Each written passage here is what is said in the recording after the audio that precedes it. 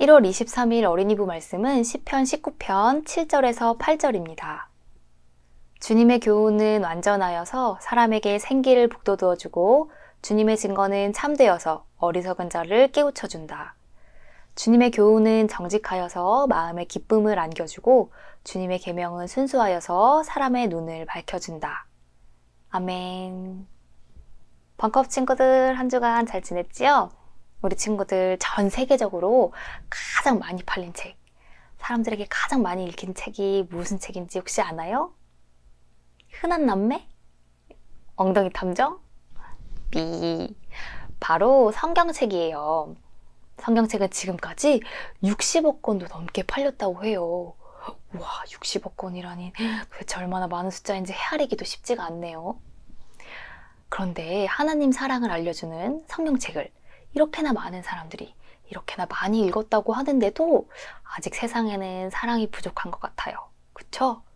아무래도 많이 읽는 것보다 중요한 건 바르게 읽는 것이 아닐까라는 생각이 들어요.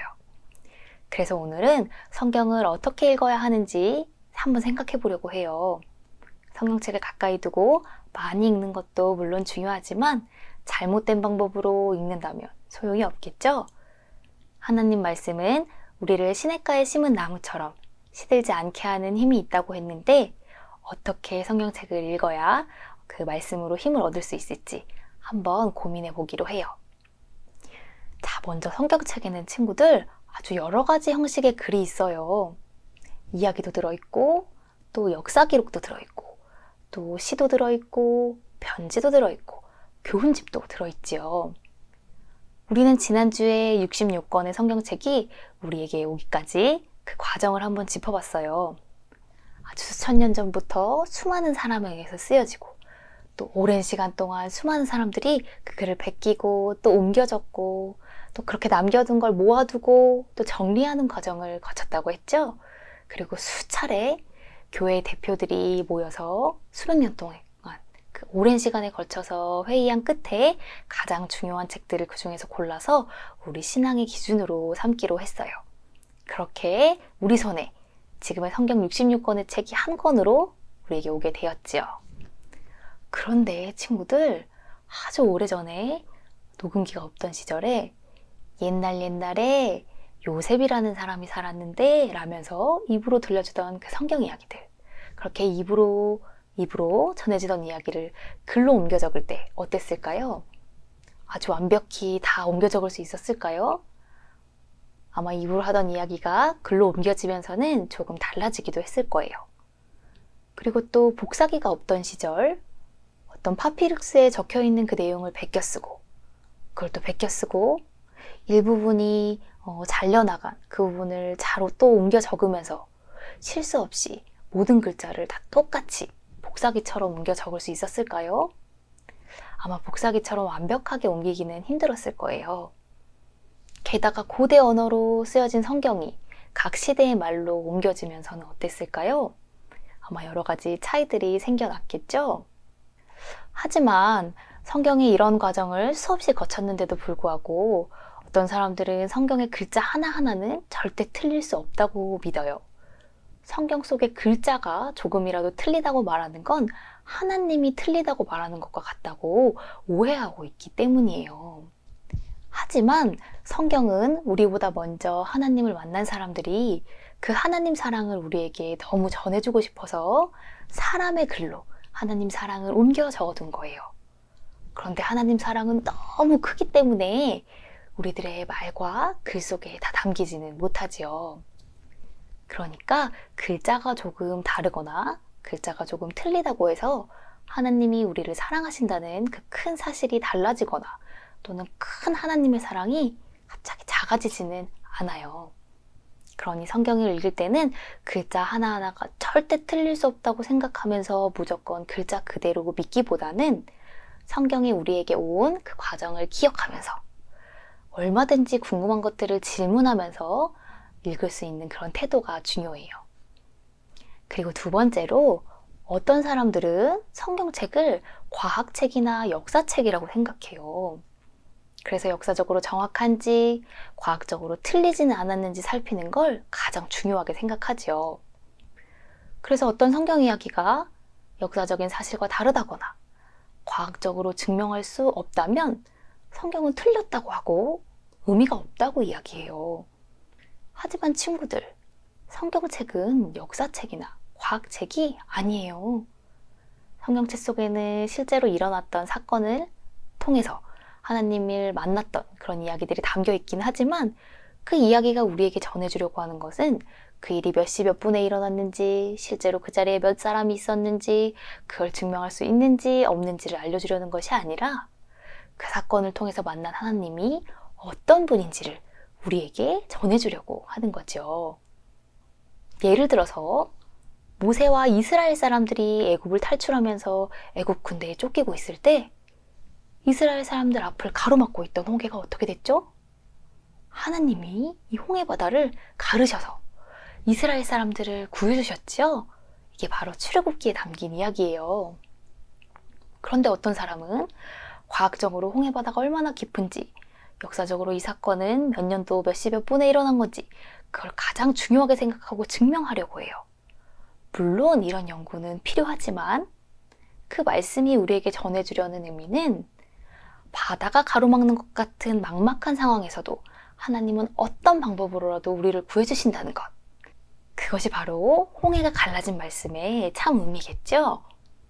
이처럼 성경은 우리에게 과학적이고 역사적인 사실을 알려주려고 쓰인 책이 아니라 하나님이 어떤 어려움도 뚫고 우리를 구해주신다는 의미를 우리에게 전하고 있어요. 그래서 실제로 일어난 역사적인 사건과 조금 차이가 나더라도, 그리고 과학적으로 증명할 수 없는 내용이 있다고 하더라도 하나님이 하나님을 찾는 사람들과 어떻게 함께 하시는지를 알려주는 그 말씀의 중요한 의미는 변하지 않아요. 충분히 우리에게 소중하고 의미가 있지요. 그래서 성경책을 읽을 때는 역사책이나 과학책을 읽는 것처럼 사실이 무엇인지, 증명할 수 있는지 없는지를 찾는 것보다 그 의미가 무엇인지를 고민하는 것이 가장 중요해요. 의미를 파악하면서 읽을 때 중요한 건 성경이 쓰여진 그때, 거기의 상황을 이해하면서 읽는 거예요. 예를 들어서 우리 벙커업 친구 중 한 명인 태신이가 작년 여름쯤에 쓴 일기를 한번 읽는다고 해볼까요? 오늘 오랜만에 학교에 갔는데 쉬는 시간에 친구들과 이야기를 하지 못했다. 우리는 밥도 칸막이 안에서 혼자 먹었다. 빨리 마스크를 벗고 실컷 놀고 싶다. 자, 이렇게 적었다고 해볼까요? 우리는 코로나 상황 때문에 쉬는 시간에 친구들과 함께 어울리지도 못하고 밥도 각자 칸막이 안에서 먹어야 하는 그런 상황을 다 알고 있어서 태신이 일기를 잘 이해할 수 있지만 한 500년 후에 코로나 상황을 이해하지 못한 한 사람이 태신이의 일기를 읽는다면 어떨까요? 왜 학교에 오랜만에 가지? 혹시 이때는 학교를 마음대로 갈 수 있었나? 왜 쉬는 시간에 친구들끼리 이야기도 못하고 밥도 혼자 먹지? 혹시 마스크를 썼다고 하는데 어디가 아픈 사람인가? 이렇게 엉뚱한 질문들을 할 수도 있을 거예요. 우리가 태신이의 일기를 잘 이해하려면 그 태신이가 일기 쓸 때 상황이 코로나 상황이었다는 걸 잘 알고 읽어야 하듯이 이렇게 성경책도 그 부분이 쓰일 때 그 상황이 어땠는지를 잘 이해하고 읽어야 오해하지 않고 그 의미를 찾을 수 있어요. 벙커업 친구들, 혹시 너무 어렵나요? 그렇다면 그 어려운 부분, 그 궁금한 부분을 계속 질문하면서 성경책을 읽어보기로 해요. 그 답을 한 번에 찾기는 어렵겠지만 포기하지 않고 계속해서 질문하고 또 질문하면서 성경을 읽어간다면 그 말씀의 의미가 무엇인지 성경을 통해서 말씀하시는 하나님을 우리는 만날 수 있을 거예요. 우리 친구들이 하나님의 말씀을 읽으면서 성경책을 읽으면서 질문하는 과정을 통해서 하나님의 더 깊은 사랑을 느낄 수 있기를 벙커업 선생님들이 응원하고 기도할게요. 기도하겠습니다. 사랑의 하나님, 성경을 통해 알려주시는 하나님 사랑을 알기 원해요. 성경을 읽을 때 하나님이 말씀하시고자 하는 것이 무엇인지 바르게 알 수 있도록 하나님 우리를 인도해 주세요. 궁금하고 이해되지 않을 때 성경책을 덮어버리지 않고 계속 질문하고 고민하면서 성경을 읽을 수 있게 해주시고 그렇게 성경을 읽으면서 하나님 말씀을 알아가는 기쁨을 누리게 해주세요. 예수님 이름으로 기도합니다. 아멘. 하나님은 너를 지키시는 자, 너의 우편에 그늘 되시니 낮에 해와 밤의 달도 너를 해치 못하리. 하나님은 너를 지키시는 자, 너의 환난을 면케하시니 그가 너를 지키시리라. 너의 출입을 지키시리라. 눈을 들어 산을 보아라. 너의 도움 어디서 오나. 천지 지으신 너를 만드신 여호와께로다.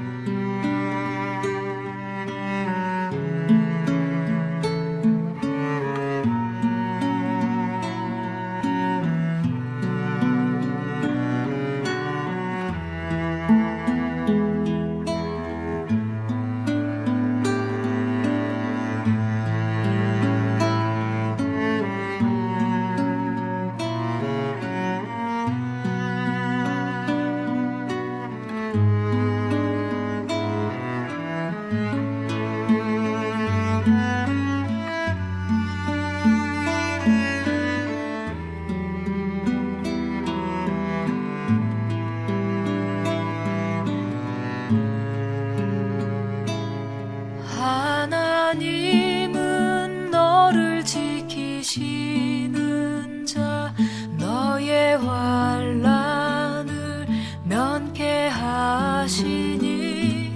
그가 너를 지키시리라. 너의 출입을 지키시리라. 눈을 들어 산을 보아라. 너의 도움 어디서